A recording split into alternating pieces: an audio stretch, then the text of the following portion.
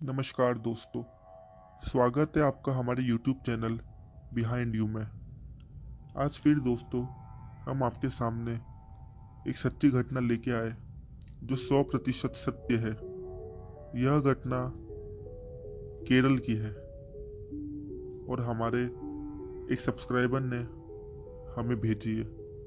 आइए दोस्तों हम घटना पे आगे बढ़ते हैं। यह घटना लगभग 19 साल पहले हुई थी। मैं अपनी प्री डिग्री कर रहा था, आप उसे 12th भी कह सकते हैं। इसलिए मुझे उस दिन की डेट बिल्कुल भी याद नहीं है।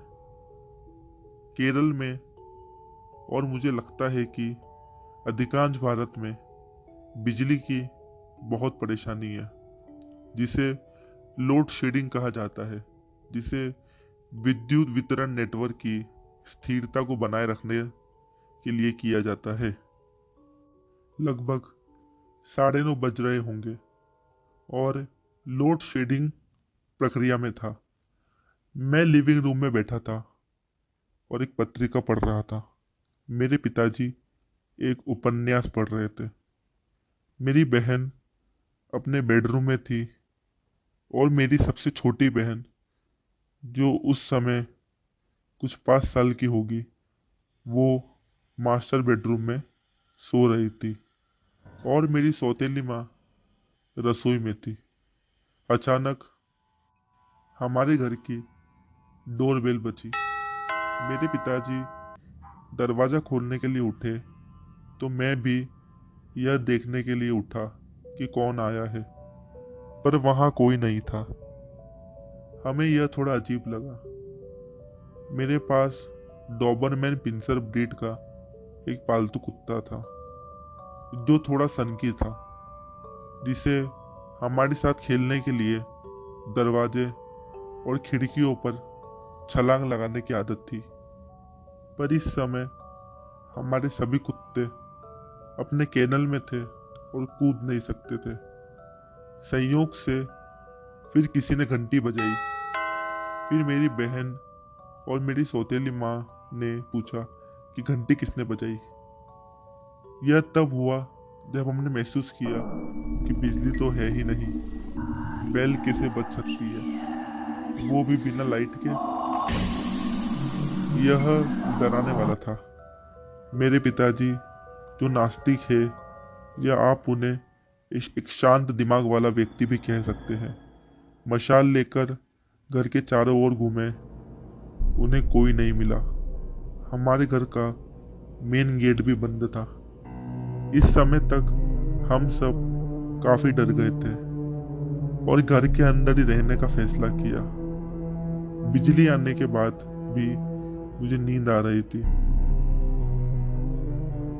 मैं इस घटना को कभी भूल नहीं सकता। और दोस्तों, यह तो घटनाओं की शुरुआत थी। आगे हमारे साथ में और भी अलग अलग चीजें हुई। एक दिन दोस्तों, शाम 8 साढ़े 8 बजे के आसपास मैं मेरे घर तरफ अकेले और पैदल आ रहा था। जब मेरा घर कुछ 100 मीटर दूर होगा, मैंने मेरे घर के बाहर देखा कि एक काली साड़ी में एक औरत खड़ी हुई है। और दोस्तों, उसे देख के मुझे समझ नहीं आ रहा था कि वो औरत कौन है। उसका चेहरा नहीं दिख रहा था। कुछ 6 फीट की हाइट थी उसकी। हाथ उसके सफेद से थे, लेकिन समझ नहीं आ रहा था कि वो कौन थी।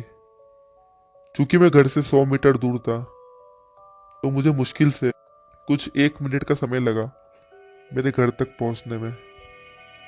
मैं जैसे ही मेरे घर पर पहुंचा, तो वो औरत वहां से गायब हो चुकी थी। फिर मैंने अंदर जाकर हमारा गेट खटखटाया और मेरी माँ को बाहर बुलाया। माँ को मैंने ये सारी बातें बताई और उन्होंने कहा कि यहाँ पर तो कोई औरत आई नहीं। क्योंकि हमारा घर साउथ के केरल में था, तो यहाँ पर घर दूर दूर होते हैं, तो मेरे घर के आसपास कोई घर नहीं था, सिर्फ कुछ खाली खेत थे। मुझे वो बात समझ नहीं आई कि वो औरत कहाँ से आई। फिर दोस्तों, उसके कुछ एक हफ्ते बाद की बात है। उस समय हम सारे घर वाले घूमने गए थे, सिवाय मेरे पापा के। पापा उस समय घर पर ही थे और हमारे कुत्ते हमने बांध रखे थे। पिताजी उस समय ऊपर बेडरूम में सो रहे थे। ये समय कुछ शाम 5 बजे का होगा जब पिताजी की नींद खुली और वो नीचे उतर के आए। क्योंकि हमारा घर का किचन नीचे, वो जैसे ही नीचे उतर के आए, उन्होंने देखा कि हमारे किचन में एक औरत खड़ी हुई है, जिसका मुंह किचन की दीवार की तरफ है। और मेरे पिताजी को यह देख के समझ नहीं आया कि ये औरत कौन थी। फिर पिताजी उसके थोड़ा पास गए तो वो औरत वहां से अदृश्य हो गई। जब हम शाम को लौटे तो ये पूरी दास्तान मेरे पिताजी ने हमारे सारे घर वालों को बताई। मैंने पिताजी से पूछा कि वो औरत कैसी दिखती थी, तो मेरे पिताजी ने कहा कि उसने एक काली साड़ी पहन रखी थी और कुछ 6 फुट के आसपास उसकी हाइट थी और उसके हाथ गोरे से थे।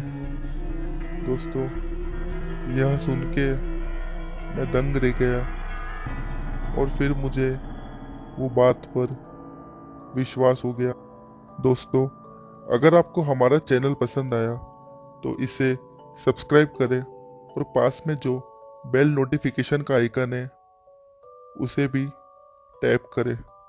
अगर आपके पास में कोई भूतिया कहानी है तो हमारे डिस्क्रिप्शन में हमारा ईमेल है, आप वह स्टोरी को हमें मेल कर सकते हैं। धन्यवाद।